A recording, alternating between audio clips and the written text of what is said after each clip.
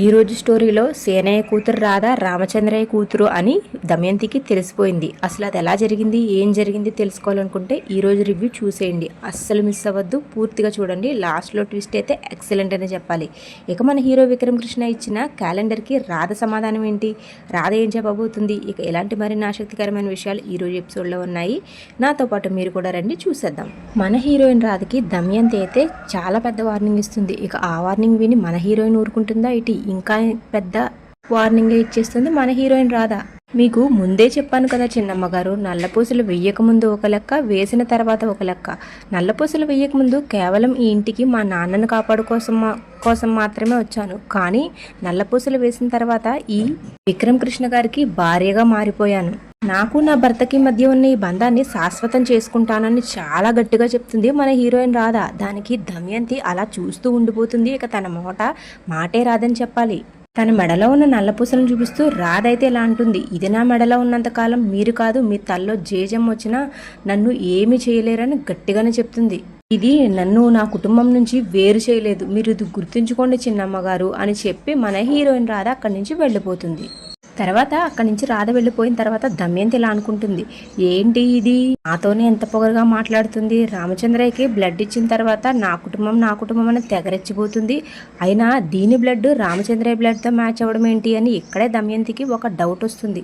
అసలు ఆ బ్లడ్ వెనకాల ఉన్న సీక్రెట్ ఏంటి అని అనుకోగానే దమయంతికి ఒక స్ట్రైక్ అవుతుంది. కొంప తీసి సేనయ్య గాడు ఏమైనా దాస్తున్నాడా అని ఆలోచిస్తుంది. తర్వాత రామచంద్ర అయితే క్షేమంగా ఇంటికి వచ్చేస్తాడు. తన అత్తగారు హీరోయిన్ రాధని పిలుస్తుంది. రాధా, మా అన్నయ్య వచ్చారు, దిష్టి దిద్దుకొని రా అని. దానికి రాధ హారతి బళ్ళంతో వస్తుంది. ఇక మన రామచంద్రకి దిష్టి తీసిపోతుండగా ఇంతలో ఒక ట్విస్ట్ ఇస్తుంది.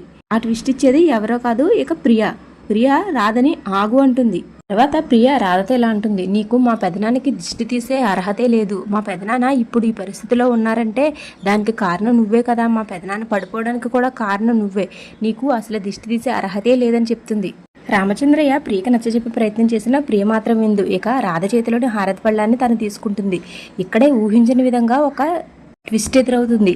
రామచంద్రయ్య తల్లి ప్రియాని ఆపి, ప్రియా నువ్వు ఆగు, రాధ దిష్టి తీస్తుంది పెదనాన్నకు అని గట్టిగా చెప్తుంది. ఆ మాటకు ప్రియ చాలా ఆశ్చర్యపోతుంది. ఇక ఇంట్లో వాళ్ళందరూ అయితే చాలా సంతోషపడతారు. తర్వాత ప్రియ ఏం మాట్లాడుతున్నావు నానమ్మ నువ్వు అని తిరగబడుతుంది. దానికి రామచంద్రయ్య తల్లి అయితే సరైన సమాధానమే చెప్తుంది ప్రియకి. రాధ చాలా చేసింది, రాధ వల్లే మీ పెదనాన్న ఈ రోజు ఈ రకంగా ఉన్నాడు, పెదనానికి దిష్టి తీసే అర్హత ఖచ్చితంగా రాధకుంది అని చెప్తుంది.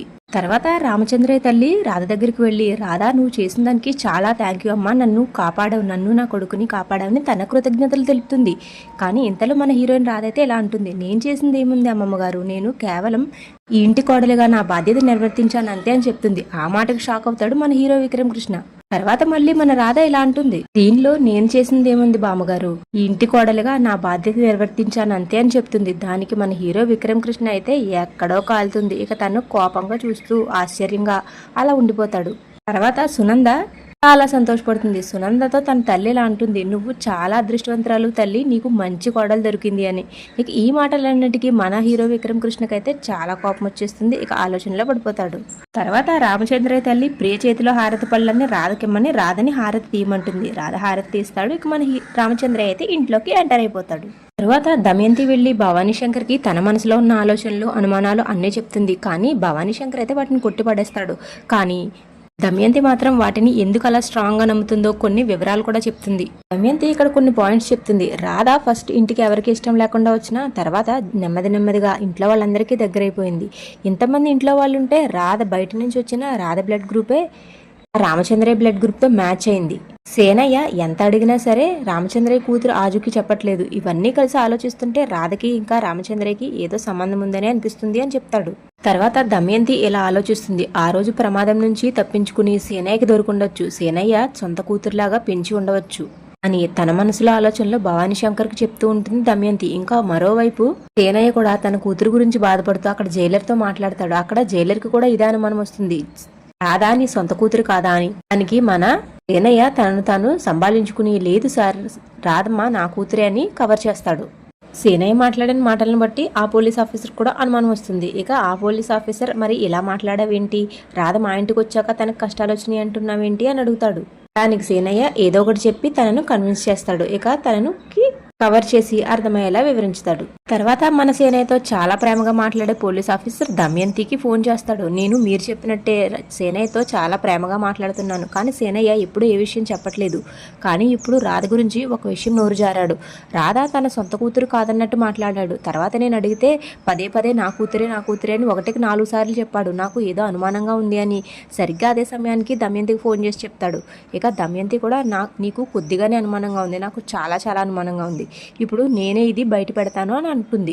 దానికి భవానీ శంకర్ నువ్వెలా చేస్తావమ్మా, ఏం చేస్తావని అడుగుతాడు. దానికి పద్మమ్మ అని సమాధానం చెప్తుంది దమయంతి. కట్ చేస్తే తర్వాత సీన్ లో మన హీరోయిన్ రాధ అద్దంలో చూసుకుంటూ చాలా సంతోషపడుతూ ఉంటుంది. ఇక ఫస్ట్ లో ఇంట్లో వాళ్ళెవరు నాతో మాట్లాడడానికి ఇష్టపడలేదు, కానీ ఇంట్లో వాళ్ళందరూ నాతో మాట్లాడుతున్నారు అని ఇక చాలా సంతోషపడుతుంది. ఇదంతా తను నల్లపూసలు విక్రమ్ కృష్ణ తన మెడలో వేయడం వల్లే జరిగిందని ఆనందపడుతుంది. సరిగ్గా ఇదే సమయానికి మన హీరో విక్రమ్ కృష్ణ చేతులు వెనక్కి పెట్టుకుని మరీ వస్తాడు మన హీరోయిన్ దగ్గరికి. తర్వాత మన హీరో విక్రమ్ కృష్ణ రాధ దగ్గరికి వచ్చి చాలా ఆనందంగా ఉన్నట్టున్నావే అని అడుగుతాడు. దానికి వీళ్ళిద్దరి మధ్యలో కొంచెం సంభాషణ జరిగిన తర్వాత మన హీరో విక్రమ్ కృష్ణ నీ కోసం ఒక స్పెషల్ గిఫ్ట్ తీసుకొచ్చాను అని తనకి గిఫ్ట్ చేతిలో పెడతాడు. ఆ గిఫ్ట్ చూసిన మన హీరోయిన్ రాధ చాలా సంతోషపడిపోయి ఇంకా చాలా సంబరపడిపోతుంది. తర్వాత మన హీరోయిన్ రాధ అవును ఈ గిఫ్ట్ నాకు ఇప్పుడు ఎందుకు ఇస్తున్నావు అని అడుగుతుంది. దానికి రాధ మళ్ళీ ఎలా అంటుంది, మీ మామయ్య ప్రాణాలు కాపాడినందుకు, కానీ దానికి కాదని చెప్తాడు మన హీరో విక్రమ్ కృష్ణ. మరి ఎందుకు అడిగితే ఓపెన్ చేసి చూడు నీకే తెలుస్తుంది అని చెప్తాడు. తర్వాత గిఫ్ట్ ను ఓపెన్ చేసి చూసిన రాధకి దానిలో క్యాలెండర్ కనబడుతుంది. గా క్యాలెండర్ ఇచ్చావేంటి అని అడుగుతుంది. దానికి మన హీరో విక్రమ్ కృష్ణ నువ్వేంటో నీకు తెలియడానికి క్యాలెండర్ ఇచ్చానని చెప్తాడు.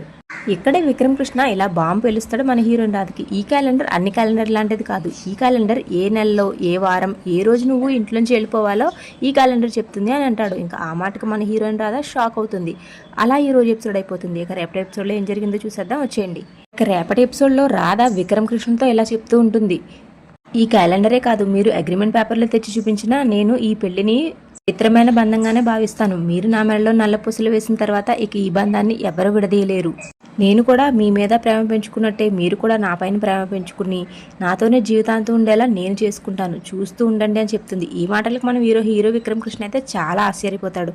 ఇక ఇది ఎలా జరుగుతుంది, రేపు తన మనసులో మాట రాధ విక్రమ్ కృష్ణకు చెప్పేస్తుందా? నేనైతే అస్సలు కాదు, మనకి విడివిడిగా చూపించారనుకుంటున్నానండి. రాధ మన హీరో విక్రమ్ కృష్ణ వెళ్ళిపోయిన తర్వాత ఎలా చెప్తుంది, మనకు చూపించడానికి అయితే ఎలా చూపించారని అనుకుంటున్నాను. సరే చూద్దాం రేపు ఏమవుతుందో. రేపటి ఎపిసోడ్లో కలుసుకుందాం. అంతవరకు బాయ్ బాయ్.